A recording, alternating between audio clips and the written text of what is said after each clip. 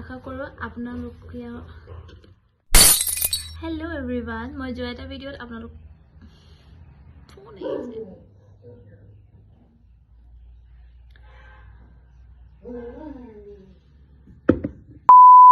হাই everyone মই যোৱাকালি নহয় তাৰ আগৰ এটা ভিডিঅ'ত আপোনালোকক কৈছিলোঁ যে মই মিন্ত্ৰাৰ পৰা অনলি 40 rupeesত এটা ছানস্ক্ৰীন অৰ্ডাৰ কৰিছিলোঁ আৰু সেইটো আছিলে 20 গ্ৰাম কৰি পাইছিলোঁ বাট সেইটো আছিলে দেখি পাইছে 50 গ্ৰামৰ আৰু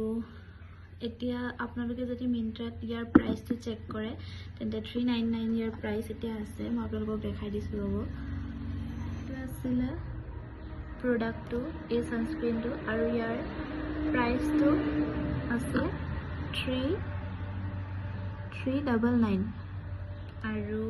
মই 40 rupeesত কেনেকৈ ল'লোঁ সেয়া আপোনালোকক কম এতিয়া তো আপোনালোকে ভিডিঅ'টো শেষলৈকে মাই অৰ্ডাৰ্ছত গৈ প্ৰডাক্ট ডিটেইলত এয়া চাব পাৰে প্ৰডাক্টটোৰ প্ৰাইচ 40 rupees তাতে দেখুৱাই আছে প্ৰথমতে মিন্ত্ৰাটো অপেন কৰাৰ পাছত আপোনালোকৰ সন্মুখত এনেদৰে আহিব আৰু ইয়াত যোনটো প্ৰফাইলৰ চিম্বল আছে তাত চুই দিব আৰু তাৰ পাছতে দেখিব পাব আল্টিমেট ক্লিনৰ অপশ্যনটো তাত চুই দিয়াৰ পাছত এনেদৰে আহিব ইয়াতে আপোনালোকে চাব পাৰে মই কেইবাটাও প্ৰডাক্টৰ লগত ফটো আৰু ভিডিঅ' আপলোড কৰি থৈ দিছোঁ ৰাইজ মিন্ত্ৰাত এনেদৰে প্ৰডাক্টৰ লগত ৰিভিউ ভিডিঅ' শ্বেয়াৰ কৰিলে মিন্ত্ৰাই আপোনালোকক দিয়ে টকা এটা ভিডিঅ'ৰ কাৰণে আপোনালোকক দিব 200 টকা আৰু এখন ফটোৰ কাৰণে দিব আপোনালোকক 100 টকা প্ৰথমবাৰ মই দুটা ভিডিঅ'ৰ কাৰণে পাইছিলোঁ 400 টকা আৰু এখন ফটোৰ কাৰণে পাইছিলোঁ 100 টকা আৰু এতিয়াও মই ইয়াতে কেইবাটাও ফটো আৰু ভিডিঅ' আপলোড কৰি থৈ দিছোঁ তো তাৰ টকা চাগে অহা মাহতহে সোমাব ভিডিঅ' আৰু ফটো আপলোড কৰিবলৈ আপোনালোকে এই প্লাছ চিনটোতে চুই দিব আৰু তাৰ পাছত আপোনালোকৰ সন্মুখত আহিব এনেদৰে ইয়াত যিবোৰ আপোনালোকে প্ৰডাক্ট অৰ্ডাৰ কৰিছিলে সেইবোৰ আছে আৰু ইয়াত দেখিব পাইছে চাগে ভিডিঅ' আৰু ফটো আপলোড কৰিবলৈ ইয়াত দেখাই আছে তাতে আপোনালোকে চুই দিয়াৰ পাছত এপিনে ফটো আৰু এপিনে ভিডিঅ' দিয়াৰ অপশ্যন আপোনালোকৰ সন্মুখত আহিব এই প্ৰডাক্টটো যিহেতু মই ৰিভিউ ভিডিঅ' দি থৈছিলোঁ তো সেইটো কাৰণে এনেদৰে আহিছে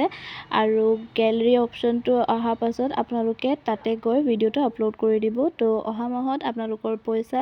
আপোনালোকৰ মিন্ত্ৰা ক্ৰেডিটত জমা হৈ যাব এই বিষয়ে জানে কিন্তু বহুতে এই বিষয়ে নাজানিবও পাৰে আৰু যিসকলে নাজানে আজিৰ ভিডিঅ'টো তেওঁলোকৰ বাবে হয় মই এই কথাটো জনা বহুত বেছি দিন হোৱা নাই আপোনালোকেও এবাৰ ট্ৰাই কৰি চাব প্ৰচেছটো সিমান বেছি টান নহয় মাত্ৰ আপোনালোকে যিকোনো বস্তু অৰ্ডাৰ কৰিব আৰু তাৰ এটা ভিডিঅ'